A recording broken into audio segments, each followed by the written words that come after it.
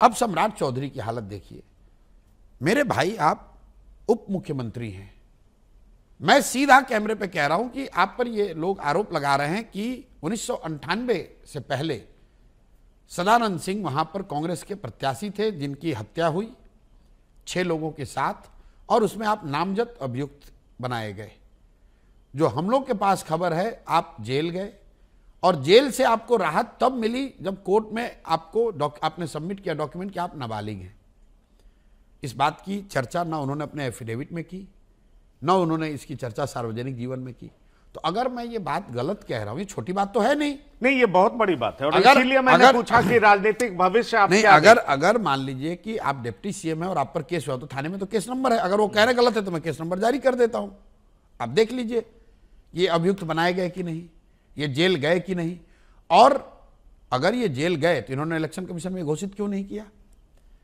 दूसरी बात, जो आपने पढ़ाई की, इन्होंने खुद अपने एफिडेविट में लिखा है 1998 के एफिडेविट में कि मैं 7वीं पास हूं और बाद के एफिडेविट में लिखते हैं कि मैंने ग्रेजुएशन किया कामराज यूनिवर्सिटी से, डॉक्टरेट किया यूनिवर्सिटी ऑफ कैलिफोर्निया से। मेरा सीधा सवाल यह है कि सुप्रीम कोर्ट के हलफनामे में, सुप्रीम कोर्ट के दस्तावेज में 1998 में बिहार विद्यालय परीक्षा समिति ने कहा कि सम्राट कुमार मौर्य, जो तब का इनका नाम था, सम्राट कुमार मौर्य नाम का एक विद्यार्थी जिसने परीक्षा दिया वो फेल हो गया, उसको 234 नंबर आया। ये सुप्रीम कोर्ट का दस्तावेज है। तो मैं इनसे ये पूछ रहा हूं कि भाई 1998 के बाद किस साल में आपने मैट्रिक पास किया, किस साल 12वीं पास किया, ये बता दीजिए। इसमें कोई नहीं, बिल्कुल इसमें कोई सही गलत की बात नहीं है। अगर बिल्कुल मैं तो ये कह रहा हूं कि भाई बिना 10वीं और 12वीं के पास किए तो आप ग्रेजुएशन कर नहीं सकते हैं। कई दूसरे नेताओं ने कहा कि ये ग्रेजुएशन की डिग्री फ्रॉड है, फर्जी है, ये पीएचडी की डिग्री फर्जी है। मैं वो नहीं कह रहा हूं। मैं ये कह रहा हूं कि अगर आपने ग्रेजुएशन किया, अगर आपने पीएचडी किया, तो भाई 10th और 12th कब किया वो बता दीजिए। 9वीं फेल का सीएम बनने का राजनीतिक इम्प्लीकेशन है, इसलिए बोल रहे हैं। बिल्कुल है। तो आप क्या बिल्कुल है, बिल्कुल है। इसलिए नहीं कि वो 9वीं फेल है। जी, मैंने बार बार इस चीज को क्लियर किया है। किसी का 9वीं फेल 7वीं फेल होना उसको बेवकूफ नहीं बताता है। कामराज बहुत बड़े चीफ मिनिस्टर थे और उन्होंने फॉर्मल एजुकेशन नहीं हासिल किया था। कई बार आर्थिक सामाजिक परिस्थितियों की वजह से आप फॉर्मल एजुकेशन हासिल नहीं करते हैं, लेकिन इसका मतलब ये नहीं कि आप बेवकूफ व्यक्ति हैं। बात यहां यह है कि तेजस्वी यादव के माँ और बाप दोनों मुख्यमंत्री रहे। ये किसी गांव में नहीं थे, दिल्ली के डीपीएस स्कूल में ये पढ़ते थे। वहां से ये 9वीं क्लास पास नहीं कर पाए।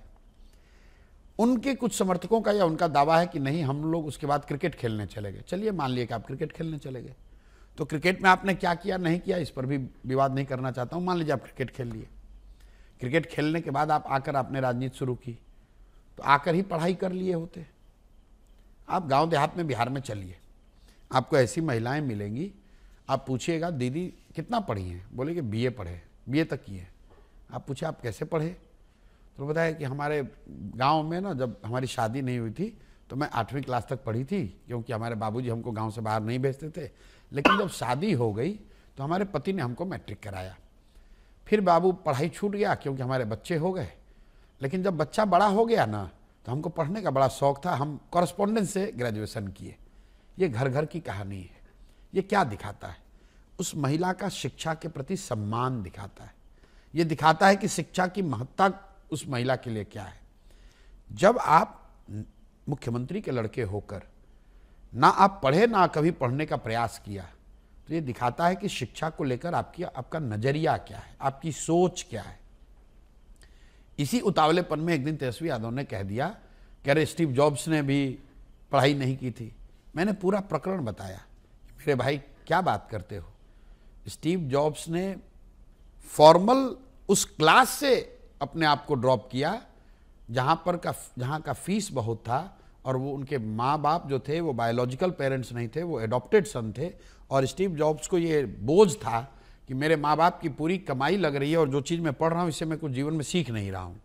स्टीव जॉब्स सिर्फ ड्रॉप आउट नहीं हुए, फिर उसी कॉलेज में 1 साल तक डॉर्मेट्री में रह के लोगों का काम करके कैलीग्राफी की पढ़ाई करी, क्योंकि उनका इंटरेस्ट कैलीग्राफी में था।